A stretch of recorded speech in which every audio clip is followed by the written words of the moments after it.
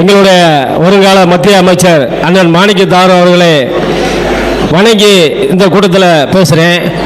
இப்போ யூடியூப்பு ஏன் இந்தியா மட்டும் இல்லை, உலகம் பூரா தமிழகத்தில் காங்கிரஸ் கட்சியை பற்றி பேசுகிறாங்க. பத்திரிகை செய்தி எல்லாத்துலேயும் வந்துக்கிட்டே இருக்கு. அப்படி இந்த காங்கிரஸ் கட்சி ஆட்சியிலே பங்கு பெற வேண்டும், அதை ஆரம்பித்து வைத்தவன் இந்த அடியன் வேல்முருகன் தான். உசிலம்பட்டி கூட்டத்தில் ஆட்சியில் பொதுவெளி என்று கூட்டம் கூட பார்க்கல, தயங்கி தான் பேசுனேன். ஆட்சியில் பங்கு வேணும், தப்பாக பேசல, ஆட்சியில் பங்கு கொடுங்க, இல்லைன்னா விஜய் கூட கூட்டணி போயிடும் தான் சொன்னேன், வேற எதுவும் பேசல. ஆனால் திராவிட முன்னேற்ற கழகம் தப்பாக பேசுகிறாங்க. என்னையா ஊருக்கு 2 பேர் இருந்துக்கிட்டு வச்சுக்கிட்டு ஆட்சியில் அது செல்வ பிறந்தைய கூட சொல்கிறாரு அவர் ராஜா கண்ணப்பே. ஒரு திருமண விழாவில் வந்துட்டாரு, போட்டாக்கு போஸ் கொடுக்க வேண்டிய ஆயிடுச்சுன்றாரு. இந்த நிலைமையில நமக்கு தேவையா? அன்னை கேட்டுங்க, ஆட்சியில் பங்குன்றது காங்கிரஸோட உரிமை. அன்னைக்கு மைனாரிட்டியாக இருக்கும்போது நாங்கள் ஆட்சியில் பங்கு கேட்குற என்ன இப்போ கேட்கிறோம், வாயை விட்டு கேட்டு இல்லையே என்று ஒரு முதலமைச்சர் வாயிலே இருந்து வந்து விட்டது. இதன் பின்பு நம்ம எல்லா பேரும் சேர்ந்து ஆட்சியில் பங்கு கொடுக்கணும் மீண்டும் நம்ம கேட்கிறோம். பங்கு தரலைன்னா மக்களே முடிவு செய்யணும். நம்ம எம்பி சொல்லிட்டாரு, மக்கள் முடிவு செய்யணும். எப்படி மைனாரிட்டியா வெற்றி பெற்று விடும் திமுக. அதிக சீட்டு வாங்கிட்டோம்னா, நம்ம 40க்கு மேல சீட்டு வாங்கிட்டோம்னா திரும்ப மைனாரிட்டியா வந்துடும். கண்ணெதிரிலே இருக்குது அண்ணா திமுக பிஜேபி கூட்டணி. இப்போ விஜய்க்கு 30% ஆதரவு தனித்து நின்றாலே வந்துவிடும். நம்ம காங்கிரஸ் கட்சி இணைந்தது என்று சொன்னால் தட்டி தூக்கி விடும். தமிழகத்தில் ஒரு மனிதருக்கு ஒரு சந்தர்ப்பம் வரும், அது வரக்கூடிய சீதேவியை எட்டி உதைக்க கூடாது. விஜய் அழைக்கிறார் காங்கிரஸ், நம்ம போகணும் முடிவில் இல்லை. ஆனால் திமுக வம்பா நம்மளை தள்ள பார்க்குது. நம்முடைய எம்பி அவர்களே சிறிய அளவில் பேசுகிறார். RS பாரதி, கார்கே அவர்கள், ராகுல் காந்தி அவர்கள், செல்வ பெருந்தை அவர்கள் சொன்னால் நான் கருத்து சொல்றேன், மாணிக்கத்தார் சொல்றதெல்லாம் நான் கருத்து சொல்ல முடியாதுன்றாரு. அண்ணன் வருங்கால மத்திய அமைச்சர் ஒரு முதலமைச்சருக்கு நிகரான பதவியில் வரக்கூடியவர், ஈக்குவல் டு பதவி. நம்ம அண்ணன் திருநாகேசன் சொல்லுவார், ஒரு மாவட்ட செயலாளர் கலெக்டருக்கு சமமானவர் அப்படின்னு. ஆகவே ஆட்சியில் எங்களுக்கு பங்கு மீண்டும் கேட்கிறோம். இல்லை என்றால் விஜய் கூட்டணி இருக்கிறது, வெற்றியோ தோல்வியோ பார்த்துவிடுவோம். இழப்பதற்கு காங்கிரஸ் கட்சிக்கு ஒன்றும் இல்லை. தமிழகத்திலே ஒரு பொன்னான எதிர்காலத்தை காங்கிரஸ் கட்சிக்காரர்கள் விஜயம் இணைந்து உருவாக்கும். ஆட்சியில் பங்கு திரும்ப முதலமைச்சர் சொன்னா தப்பு இல்லை. உங்களுக்கு நேரம் சரியாக இருக்க வேண்டும், மீண்டும் நீங்க முதலமைச்சர் ஆக வேண்டும் என்பதுதான் எங்களுக்கு ஆசை. நாம் திருப்பரங்குன்றத்திலே ஒரு நிகழ்ச்சியை சொன்னால் அதை நிறைவேற்றுவதற்கு மாநகராட்சி உறுப்பினராக இருக்க வேண்டும், மாநகராட்சி கவுன்சிலராக வேண்டும். இப்பொழுது நமது பகுதியிலே திருநகர் பகுதியிலே மட்டும்தான் ஒரே ஒரு கவுன்சிலர் அருமை சகோதரி சுவேதா அவர்கள் சிறப்பாக பணியாற்றி கொண்டிருக்கிறார்கள். இதுபோன்று கிட்டத்தட்ட 100 வார்டு இருக்கிறது. ஒரு 25 வார்டு உறுப்பினர்களாவது நமது மாமன்ற உறுப்பினர்கள் வர வேண்டும். அதற்கு காங்கிரஸ் கட்சி பங்கு பெற்று தர வேண்டும். இதுதான் நம்மளுடைய கோரிக்கை. நம்ம கூட்டணி கட்சியில் இப்போ 25 சட்டமன்ற உறுப்பினர்கள் இருக்கிறார்கள். இதை அதிகப்படுத்தி ஒரு 40 சட்டமன்ற உறுப்பினர்களாக வர வேண்டும் என்று நாம் கோரிக்கை வைத்திருக்கின்றோம். இந்த 40 சட்டமன்ற உறுப்பினர்கள் வந்தால்தான் அரசில் அதிகாரமிக்க பதவிகளை பெற முடியும். வாரியங்கள் வரப்பட வேண்டும். ஒவ்வொரு கிட்டத்தட்ட ஒரு 30 வாரியம் போட்டாங்கன்னா அதில் நமக்கு ஒரு 10 வாரியம் கிடைக்கும். அப்போ 10 வாரிய தலைவர் நம்ம கட்சிக்காரங்க வருவாங்க, அவங்களுக்கு அங்கீகாரம் கிடைக்கும், அவங்களால 10 பேருக்கு உதவி செய்ய முடியும். இதுதான் நமது நோக்கம். வேற எந்த தவறான நோக்கத்திலும் காங்கிரஸ் கட்சி இதுவரை பாடுபடவில்லை.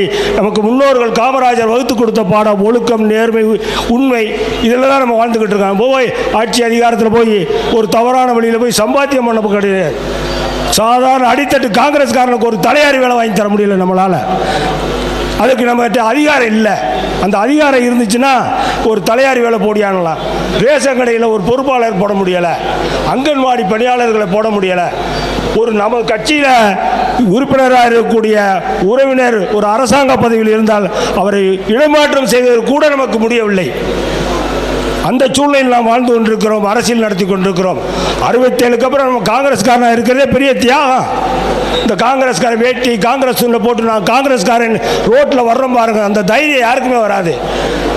எத்தனை கட்சி வந்தாலும் பார்த்துக்கலாம். 67க்கு அப்புறம் காங்கிரஸ்காரன் ஒரு ஆள் தான் நான் காங்கிரஸ்காரன் நிமிர்ந்து நின்று நட ஓட்டுக்கிட்டு இருக்கோம், மக்கள் பணி ஆற்றி கொண்டிருக்கிறோம். மற்ற கட்சியில் 67க்கு அப்புறம் 50-60 வருஷம் ஆச்சு. இருக்காது. ஒரு சில கட்சியில் ஓடிடும். ஒரு 10 இதற்கு முன்னாடி பார்த்துருக்கான், 10 ஆண்டு காலம் ஆட்சியில் இல்லாமல் அவங்க பட்ட பாடு என்னான்னு. அதனால் ஒவ்வொரு காங்கிரஸ்காரனும் உறுதியாக இருக்கும், நமக்கு ஆட்சியில் பங்கு வேணும். அதில் ஏதாவது மாற்று கருத்து இருக்கா? உங்களை தான் கேட்குறேன், நம்ம ஆட்சியில் பங்கு வேணுமா வேண்டாமா?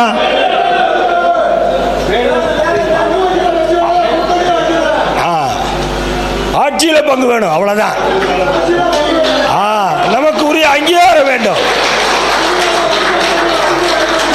இதை வலியுறுத்தி தான் இப்போ நம்ம இந்த சர்க்கிள் கூடியிருக்கு.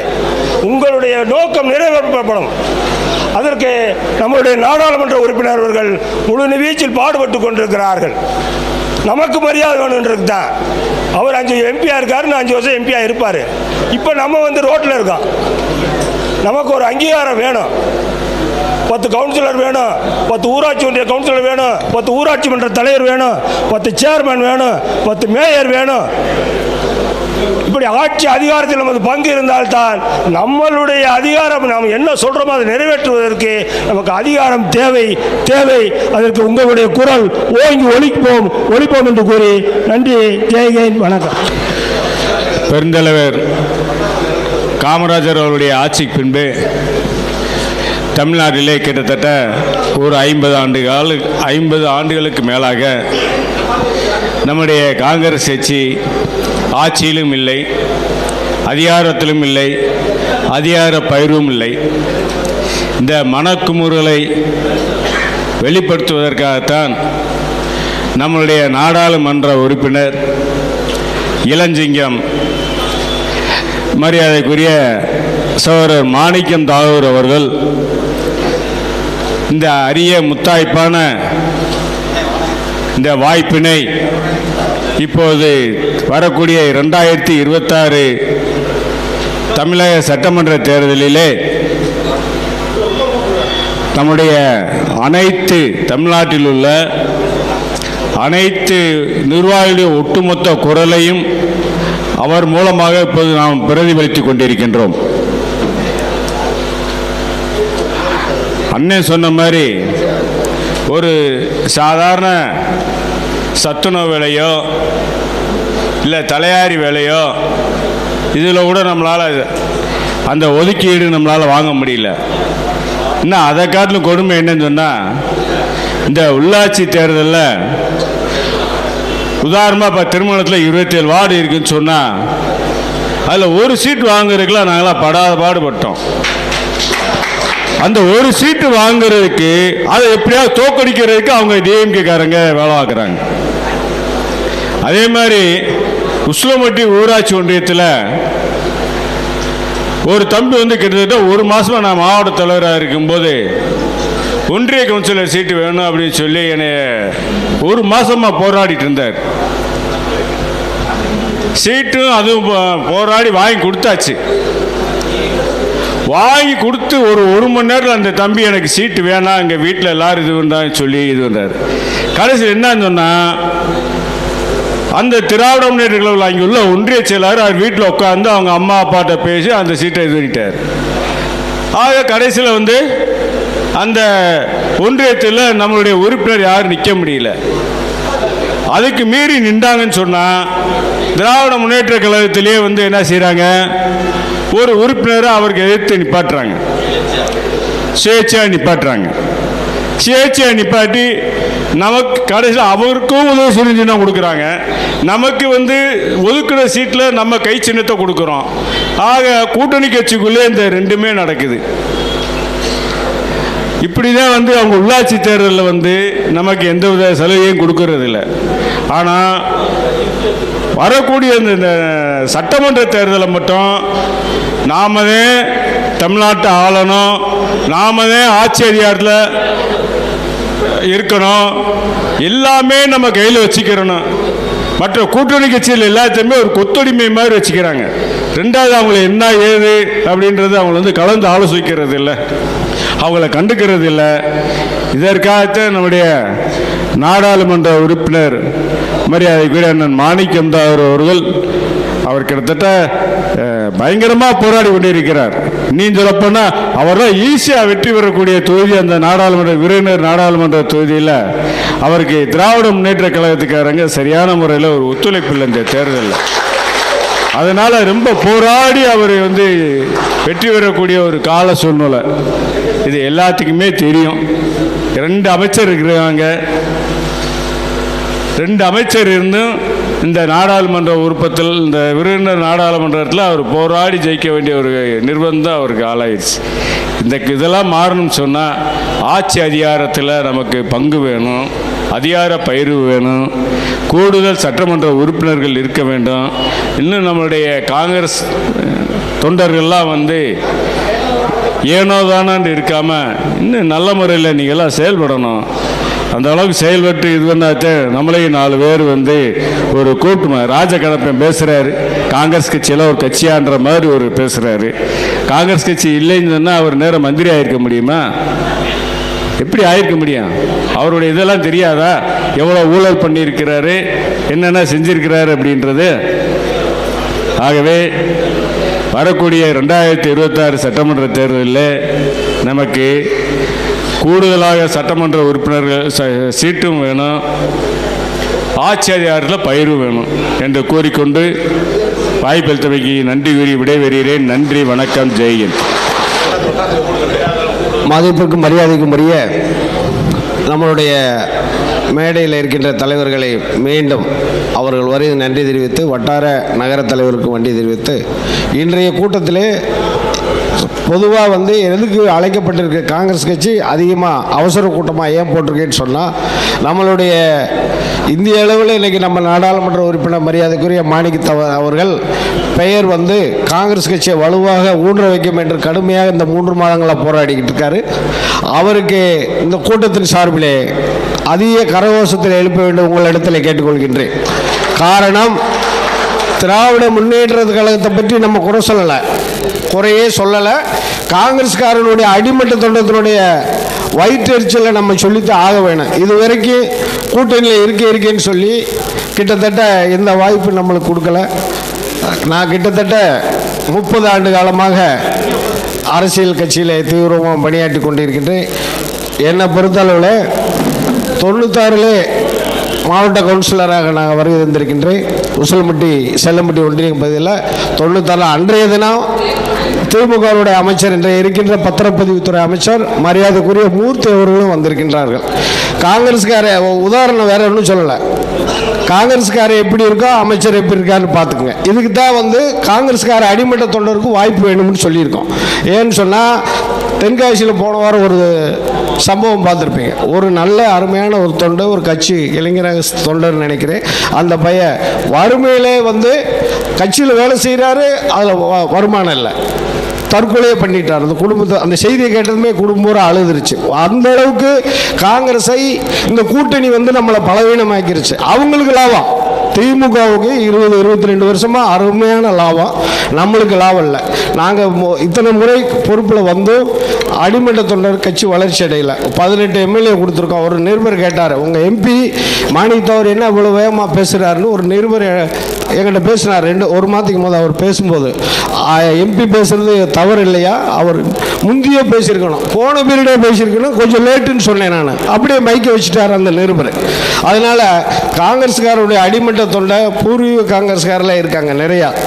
அதனால் நீங்கள் அடிமட்ட தொண்டர் வளர வேண்டும் என்றால் ஆட்சியில் பங்கு வேணும் அப்படின்றது இப்போ கான்செப்ட். வார சட்டமன்ற தேர்தலில் நம்மளுக்கு முதல்ல அன்றைய பீரியடில் 40% கொடுத்தாங்க. அன்றைக்கி தமாகவாக இருந்துச்சு. 40% திமுக கலைஞர் இருக்கும்போது. இதை உங்களுக்கு இந்த புதுசாக வர இளைஞர் இணைப்புகளுக்கு ஞாபகப்படுத்துகிறேன்.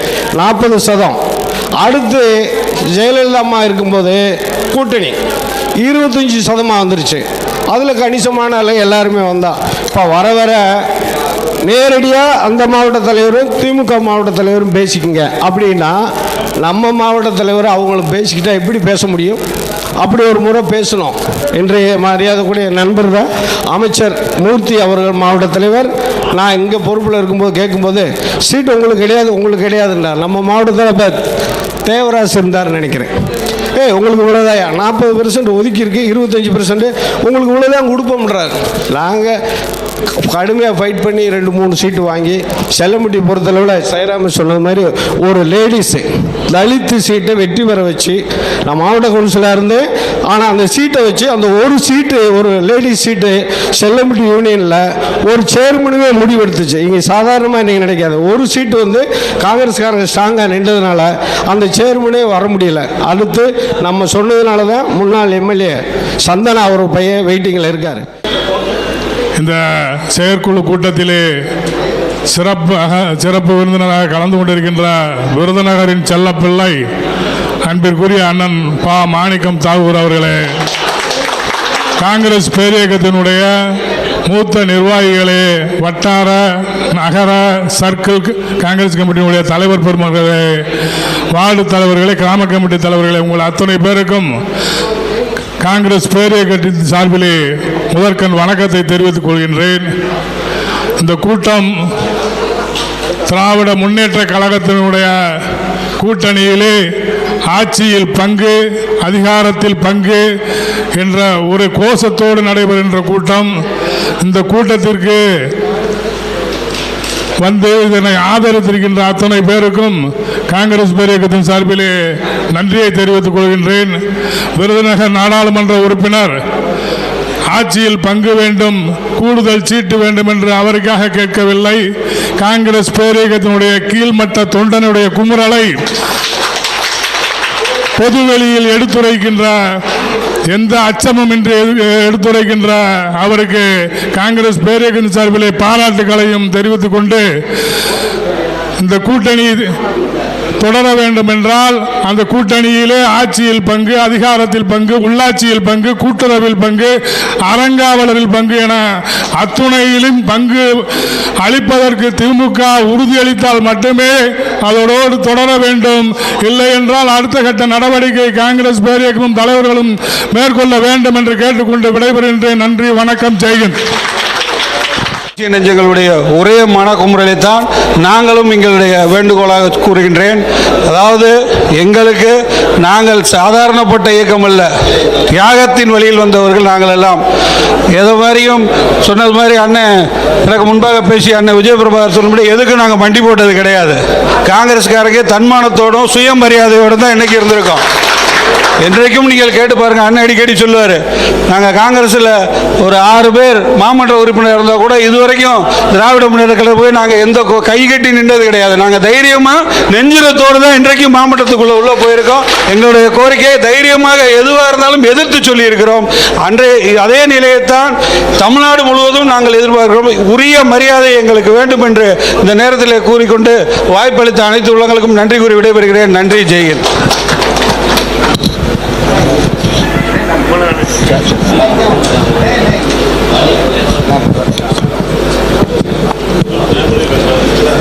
இருக்கட்டும். இந்த நான் தமிழ்நாடு காங்கிரஸ் கமிட்டியுடைய பொதுச் செயலாளர், மதுரை மாநகராட்சியினுடைய மாமன்ற உறுப்பினர், மாமன்ற கொறடா. இங்கு இந்த கூட்டத்திற்கு வருகை தந்து சிறப்பு செய்து கொண்டிருக்கின்ற விருதுநகரின் செல்லப்பிள்ளை மக்கள் செல்வர் அண்ணன் மாணிக்கம் தாகூர் அவர்களே, இங்கு வருகை தந்து சிறப்பு செய்கின்ற நமது காங்கிரஸ் பேரியக்கத்தினுடைய தலைவர்களே, நிர்வாகிகளே, உங்கள் அனைவருக்கும் எனக்கு பணிவான வணக்கத்தை தெரிவிக்கிறேன். எங்களுடைய காங்கிரஸ் பேரியக்கத்தினுடைய ஆட்சியிலும் அதிகாரத்திலும் பங்கு கேட்கின்றது எங்களுடைய உரிமை. நாங்கள் யாரையும் குறை சொல்லலை, எந்த இதுவும் இல்லை. எங்களுடைய உரிமையை நாங்கள் கேட்குறோம். அந்த வகையில் எல்லாம் கொதிக்கிறாங்க. நாங்கள் எதுக்காண்டி ஆட்சியில் அதிகாரத்தில் பங்கு கேட்குறோம், முதல்ல அதை புரிஞ்சுக்கிற கூட ஒரு சின்ன இது கிடையாது. அந்த அளவுக்கு இன்றைக்கு எங்களை எல்லாம் குறை சொல்லுகிறார்கள். குறை சொல்ல எந்த தகுதியும் யாருக்கும் கிடையாது. ஏன்னு கேட்டால் எல்லாத்தையும் தமிழ்நாடு பூரா காங்கிரஸ்காரன் உழைக்கிறான். ஏன்னா எவ்வளோ ஓட்டில் யார் யார் எவ்வளோ ஜெயிச்சிருக்காங்க எல்லா புள்ளி விவரமும் எல்லாத்துக்கும் தெரியும். எல்லா பக்கமும் காங்கிரஸ் கட்சி அவங்க எந்த அளவுக்கு உழைக்கிறாங்களோ அந்த அளவுக்கு நாங்கள் உழைச்சிருக்கோம். அதனால் யாரும் குறை சொல்ல, கூட்டணிக்குள்ள குறை சொல்லக்கூடிய அவங்களுக்கு எந்த வித தார்மீக பொறுப்பும் கிடையாது. மதுரை மாநகராட்சியில் நடக்கிறத நான் சொல்கிறேன். மதுரை மாநகராட்சியில் 6 மாமன்ற உறுப்பினர் இருக்கோம். இப்போ இங்கேயே 3 பேர் இருக்கோம். நான் இருக்கேன், எங்கள் மாமன்ற குழு தலைவர் இருக்கார், சகோதரி இருக்காங்க. இங்கே மதுரை மாநகராட்சியை பொறுத்த அளவுக்கு இன்னைக்கு வரைக்கும் நாங்கள் வந்து திமுகவில் போய் ஒரு சின்ன எந்த வேலையும் நாங்கள் எங்களுடைய சுயநலத்துக்காண்டி நாங்கள் போய் சொன்னது கிடையாது. ஒரு கான்ட்ராக்ட் வாங்கினது கிடையாது. காரணம் என்னன்னா, நாங்கள் காங்கிரஸ் கட்சிக்காரன். காங்கிரஸ் கட்சியில் மக்களுடைய பிரச்சனையை மட்டும்தான் நாங்கள் சொல்கிறோம். வேற எந்த விதமான பிரச்சனைக்கும் நாங்கள் யார்கிட்டையும் போய் எந்த விதமான இதுக்கும் நாங்கள் நின்றது கிடையாது. நாங்கள் சவால் விட்டு சொல்கிறோம், வேணும்னு நாங்கள் சொல்கிறோம், நீங்கள் எடுத்து பார்த்துக்குங்க. அந்த அளவுக்கு காங்கிரஸ் பேரியக்கம் நின்றது கிடையாது. அதே மாதிரி அந்த தன்மையை அவங்க பாதுகாத்தாங்களா? கிடையாது. அவங்க பாதுகாத்ததே கிடையாது. நம்ம கூட்டணி தானே, அவங்களுக்கு என்ன செய்யணும், அவங்களுக்குள்ள மறுவாதை தரணும், கொடுத்ததே கிடையாது. ஆனால் அதனால தான் இன்னைக்கு இந்த மறுவாதையை நாங்கள் கேட்குறோம். இன்னைக்கு ஒரு சின்ன விஷயம், மதுரை மாநகராட்சியில் ஒவ்வொரு குழு இருக்கு. அந்த குழுவில் ஒவ்வொரு குழுக்கும் 14 மெம்பர் போடுவாங்க. ஒன்றும் பெரிய விஷயமே இல்லை. மொத்தம் 7 குழு இருக்கு. 7 குழுவில் 14 மெம்பர் போடுவாங்க. இதில் டவுன் பிளானிங்னு ஒரு குழு இருக்கு. அந்த குழு 14 மெம்பர். 14 மெம்பரில் கூட்டணி கட்சிக்கு காங்கிரஸ், கம்யூனிஸ்ட், விடுதலை சிறுத்தை அந்த குழுவில் யாருமே இருக்க மாட்டாங்க. காரணம் என்னன்னா, அந்த குழு வருமானம் வர குழுவான். வருமானம் வர குழுன்றனால ஒன்லி திமுக மட்டும்தான் அந்த 14 பேர் இருப்பாங்க. கூட்டணி கட்சி காங்கிரஸ் மட்டும் இல்லை, கம்யூனிஸ்ட் இருக்கு, விடுதலை சிறுத்தை இருக்கு, அந்த யாருமே அந்த குழுவில் இருக்க மாட்டாங்க. அது ஒன்றும் ஒரு சின்ன விஷயந்தான். மொத்தம் 7 குழுவில் எல்லாத்துலேயும் இருப்போம். நான் கல்விக்குள்ள இருக்கேன், அண்ணன் பணியல் குழு இருக்காங்க, தங்கச்சி ஒரு இருக்காங்க. இதெல்லாம் சாதாரணமாக மக்களுக்கு பயன்படுது. ஆனால் வருமானம் உள்ள குழு டவுன் பிளானிங் குழு. அந்த டவுன் பிளானிங் உள்ள 14 பேருமே முழுக்க திமுக தான் இருப்பாங்க. அதை நீங்கள் வேணால் கணக்கெடுத்து மாநகராட்சியில் பார்த்துக்குங்க. இந்த அளவுக்கு நாங்கள்லாம் இதெல்லாம் பாதிக்கப்பட்டதுனால தான் இன்னைக்கு எங்களுடைய அண்ணன்